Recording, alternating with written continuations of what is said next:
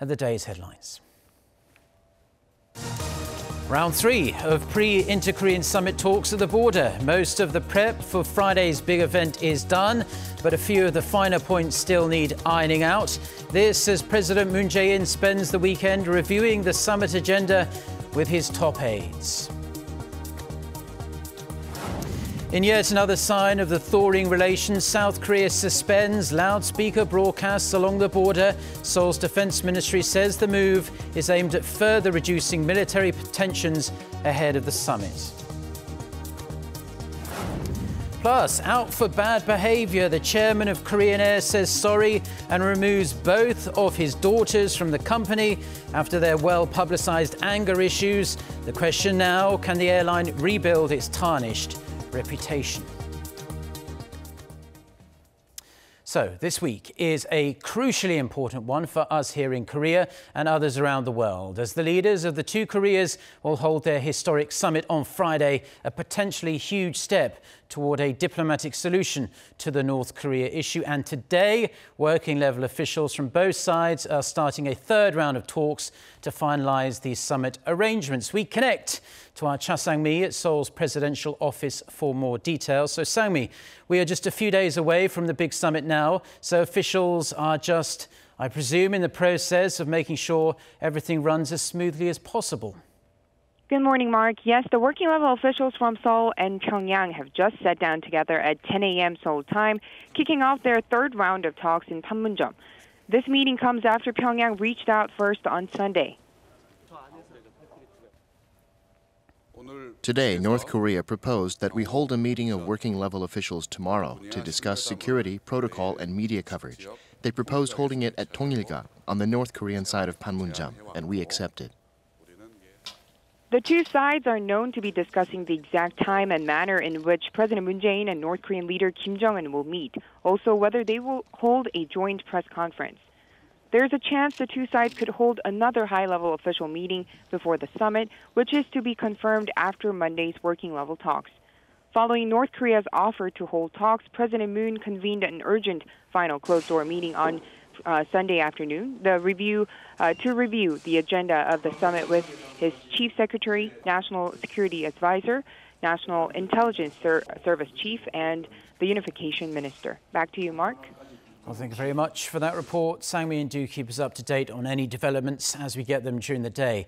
Now, US President Donald Trump has been tweeting about North Korea yet again. His focus was on Kim Jong-un's announcement that Pyongyang was suspending nuclear and missile tests and shutting its nuclear test site. While President Trump expressed optimism over the latest development, he said the North Korean nuclear crisis is far from over and only time will tell.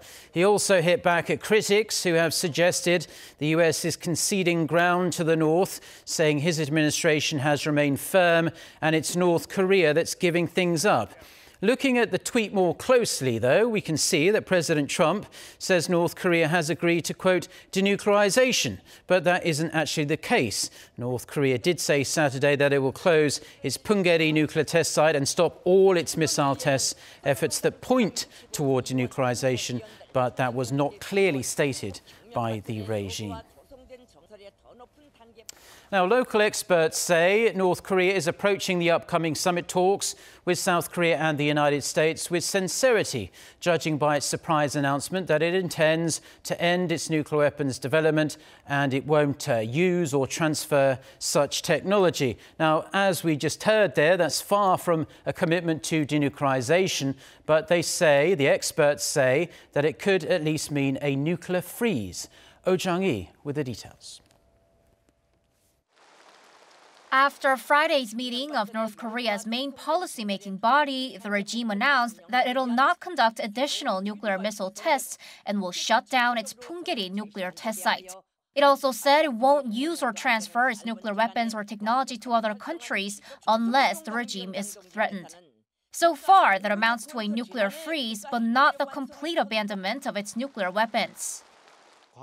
It seems the North may have decided that the nuclear weapons it has now are something being negotiated on later. Nonetheless, the North's announcement is seen as an important first step towards denuclearization in that it's a departure from its past behavior. In 2008, Pyongyang destroyed a cooling tower for a nuclear reactor in Yongbyon in return for the U.S. removing North Korea from its list of state sponsors of terrorism. But this time, it committed to destroying its nuclear test site without any predetermined reward. Also, it attached no conditions to the moratorium on nuclear missile tests, unlike in early March when the North said it wouldn't carry out provocations, quote, so long as talks continue. The recent announcement works in two ways for North Korea. It's the first time the North has officially notified its people of an end to its nuclear development, justifying that move by claiming that its capabilities are complete. But at the same time, the announcement sends a signal to the outside world that it's willing to negotiate on denuclearizing, something that could work to its advantage in the upcoming summits. 오정희, Arirang News. A senior U.S. diplomat in charge of North Korean issues is in Seoul ahead of the Diplomacy Charge Week here on the Korean Peninsula. Upon landing on Sunday, Susan Thornton, who is acting U.S. Assistant Secretary of State for East Asian and Pacific Affairs, said North Korea's recent announcement that it would stop its nuclear missile tests was, quote, very positive. She also emphasized the need for close coordination with U.S. allies in the run-up to the historic summits planned with the North. During her three-day stay, Thornton is to meet with senior officials here in Seoul, including Foreign Minister Kang Kyung-hwa and top nuclear envoy Lee Do-hoon.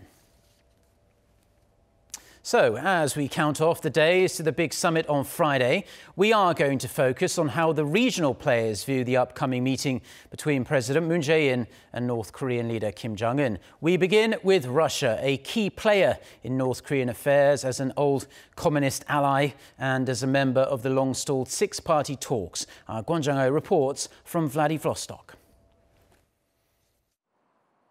Vladivostok, a Russian port city just a couple of hundred kilometers from the North Korean border, and possibly the setting for an important meeting in the near future. Despite Russia offering support to South Korea and the US for opening dialogue with North Korea, there are some who say Moscow's influence has been somewhat sidelined.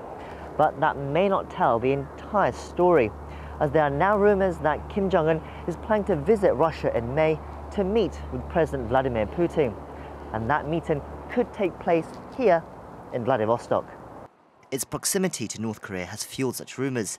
North Korean leaders have traditionally only travelled outside of North Korea by train for security reasons, as seen last month when Kim Jong-un met with Xi Jinping in Beijing. Although a meeting with Putin is not confirmed, the possibility of one shows Russia is still an important partner for North Korea.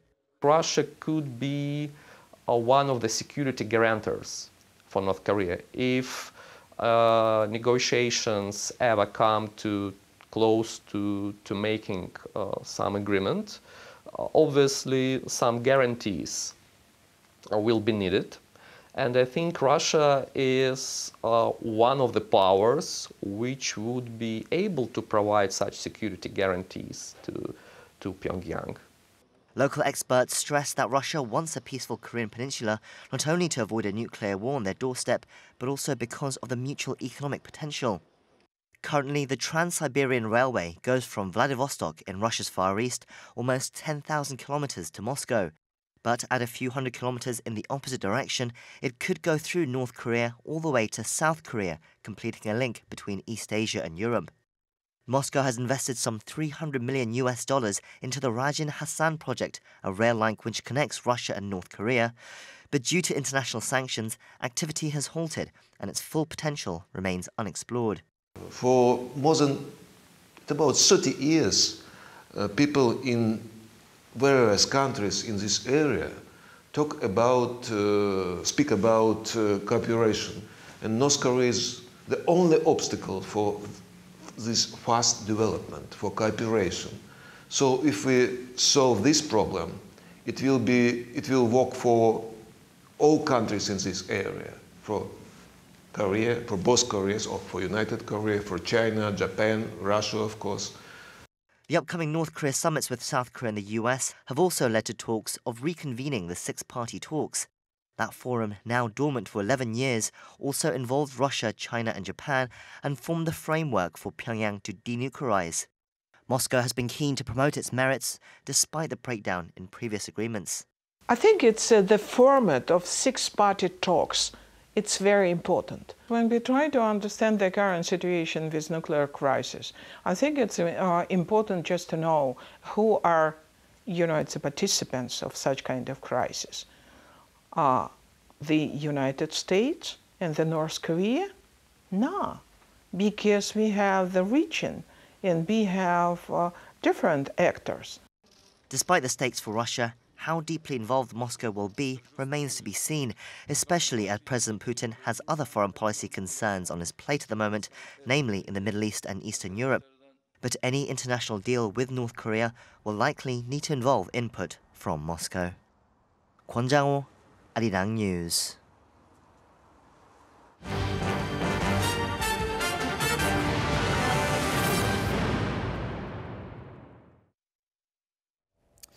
Now, the news is coming thick and fast ahead of the Moon-Kim summit.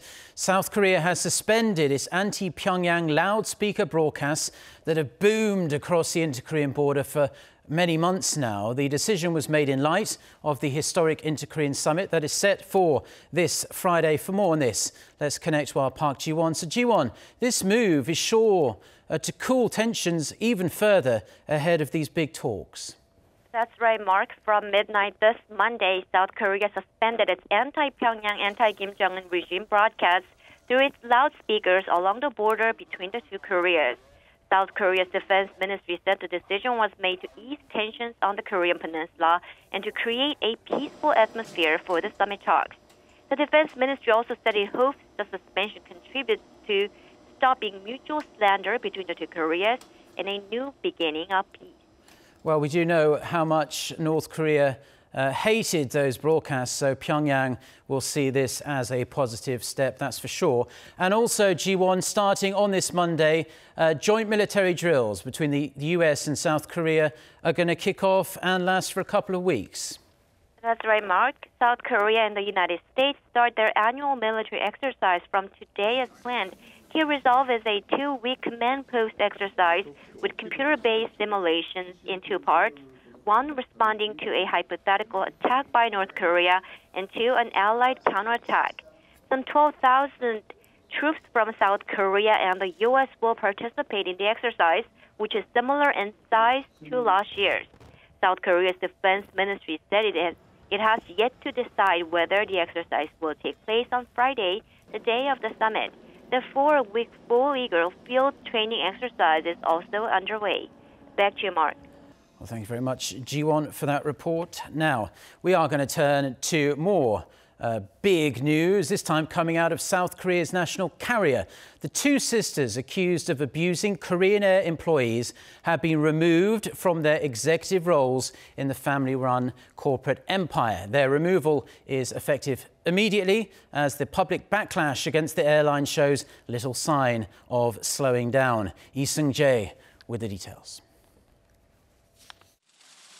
Cho Young-ho, chairman and CEO of Korean Air, apologized on Sunday over the growing abuse of power allegations centered on his daughters, Cho Hyun-min and Cho Hyun-ah, adding that the 2 sisters will be stripped of all their responsibilities at the company. The chairman's youngest daughter and now former senior vice president, Cho Hyun-min, faces a probe over allegations she threw water in the face of an ad agency manager during a meeting last month. She's the younger sister of Cho Hyun-ah, who made headlines around the world 4 years ago over the so-called nut rage incident, which sparked a nationwide crackdown on abuse of power at local corporations. The chairman's decision to remove his own daughters comes after customs officials searched their homes amid suspicions they brought luxury goods into the country using Korean Air to avoid paying duties. According to an unnamed official, authorities have secured evidence in the form of photos that some goods were brought into the country duty-free without being reported to customs. Once a full list of goods not reported to customs is compiled, authorities will decide whether to question the family to see if they engaged in unlawful actions. Adding to the long list of allegations, the chairman has also been accused of ordering the soundproofing of his office. Industry insiders say the soundproofing allegations could be interpreted as Cho and the company avoiding taking steps to change its corporate culture in which bullying and some degree of verbal abuse may have been tolerated. They added that the renovations could be seen as a way to prevent leaks of such acts. With the two daughters out, the company will appoint Seok Tae-soo, the CEO of Korean Airlines Hotel Network, as its new vice chairman. Korean Air hopes the move will help it move past the scandals and start to rebuild its tarnished reputation. Lee Seung-jae, Arirang News. Now, from one company having a tough time to another enduring even tougher circumstances, GM Korea will decide on Monday whether to file for bankruptcy after opting to reach an agreement with its labor union on a self-help plan for the ailing company. As the two parties failed to reach an agreement by the initial deadline that was proposed by management, all eyes are now fixed on what unfolds in the coming hours. Kim Hyo-sun tells us more. April 23rd is D-Day for GM Korea, as the company will decide whether to file for court receivership depending on the negotiations with its labor union. The U.S.-based automaker delayed the initial deadline for wage negotiations from last Friday as it makes a last-ditch effort to reach an agreement with its union. While management and the union are still having difficulties in resuming their talks, the company has stated that its board of directors plan to meet at 5 p.m. on Monday to approve bankruptcy filing. The two parties have yet to reach an agreement on the relocation of the workers at the Kunsan plant, which is due to be closed next month. Finance Minister Kim Dong-yeon also called for swift but sincere dialogue on the self-help plan that includes shutting down the plant, a wage freeze, giving up bonuses, and the suspension of some work benefits. Meanwhile, a study shows GM Korea can begin posting profits from 2020 if all sides agree to a comprehensive restructuring plan and the automaker normalizes its operations. Kim Hyo-sun, Arirang News. Now let's switch gears to some tech-related news. Artificial intelligence has the ability to analyze massive amounts of data in a matter of milliseconds. And now that same technology is being adapted to help lawyers here in Korea with their research. Park Se-young with more. When you input a question about a divorce case, the system arranges relevant laws and precedents in order of importance.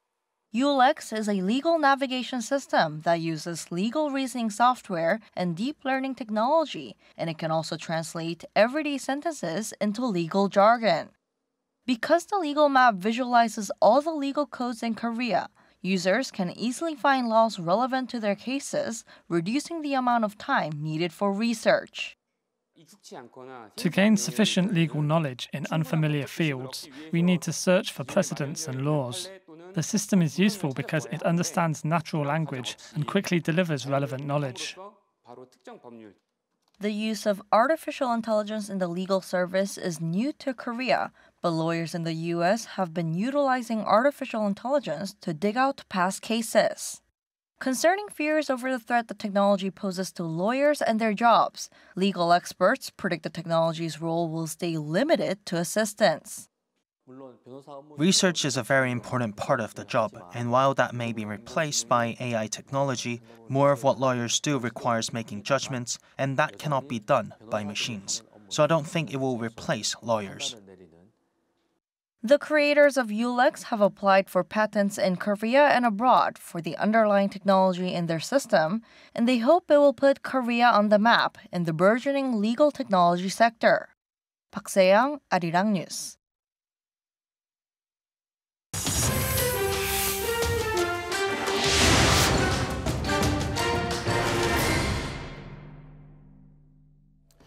Now, for a look at stories making headlines around the world, and we're going to start in Afghanistan. An Islamic State suicide bomber has killed dozens of people outside a voter registration centre in Kabul. For more on this and other international news, let's turn, as we always do, to our Noah Adam. So, Adam, yet another attack to strike the heart of the Afghan capital this year. That's right, Mark. Officials in Kabul say the bomber blew himself up next to a queue outside the voter centre on Sunday. They were lining up to register for legislative elections, which are due to take place in October. At least 57 people are said to have been killed, including children, and more than 100 others have been injured. Officials fear, however, that the death toll could rise. Witnesses described the blast echoing across the city, shattering windows and damaging nearby vehicles. The Islamic State group claimed responsibility for the attack, saying it had targeted what it called Shiite apostates. The militant group has been launching a series of attacks on Kabul this year, targeting the Shia Muslim minority. 2 suicide bombings claimed by IS took place just last month, in which nearly 40 people were killed. Sunday's attack also targeted a project of major importance to the credibility of President Ashraf Ghani's government. He has been under international pressure to ensure that the long-delayed parliamentary polls take place this year. Ghani's office, meanwhile, issued a statement condemning the bombing, adding such terrorist attacks won't prevent people from participating in October's parliamentary elections.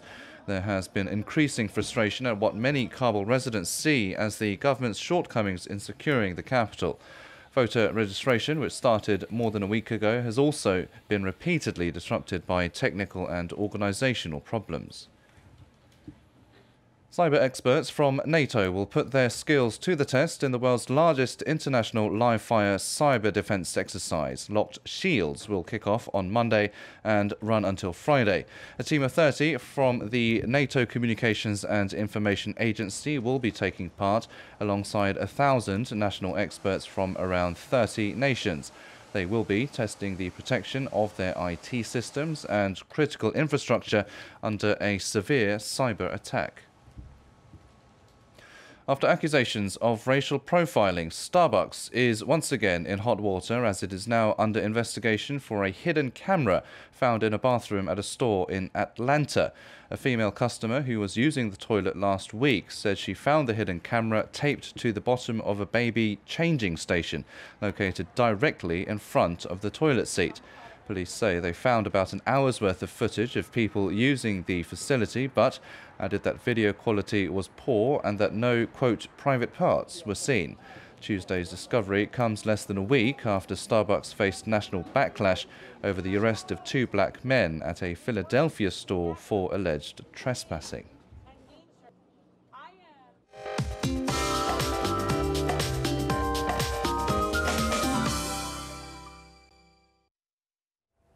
Good morning. We'll have the pitter-patter of rain in the background all day. A large amount of rain will soak much of South Korea today. Somewhat heavy rain will fall until tomorrow, while Seoul has seen over 50 millimeters of rain so far, while Jeju is seeing even heavier showers with the island under a heavy rain advisory. So expect showers all day today and possibly into Tuesday morning. Most regions will see 10 to 50 millimeters, while regions on the east and south coast will see heavier showers. And there will be a huge drop in temperatures today, so let us try to enjoy this breezy and rainy Monday before temperatures jump back up to seasonal averages. Now for a closer look at today's daily highs, Seoul and Gyeongju will get up to 12 degrees Celsius, while Busan will make it to 14 degrees. With that, let's take a look at the international weather for viewers around the world. So most of South Korea will have much needed showers all day today. Parts of North Korea will be rainy or cloudy to start the work week.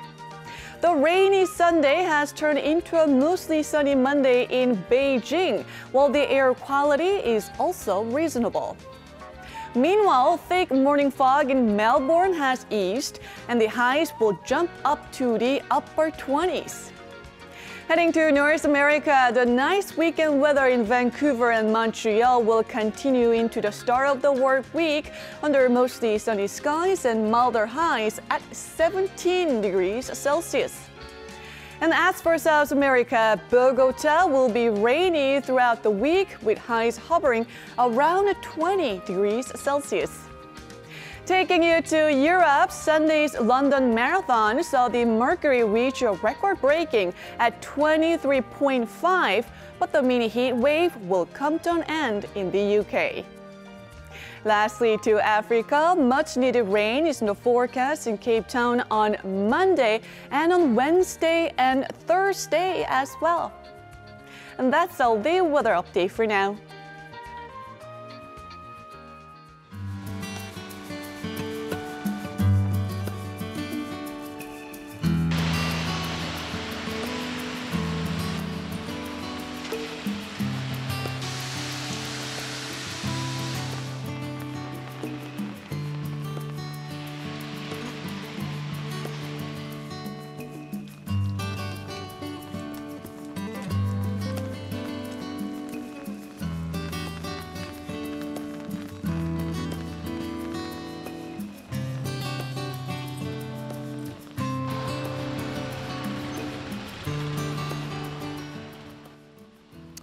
Well, that's all the news we have for now on this wet Monday morning here in Seoul. Our next bulletin is coming up at noon Korea time, around 90 minutes from now. So until then, goodbye.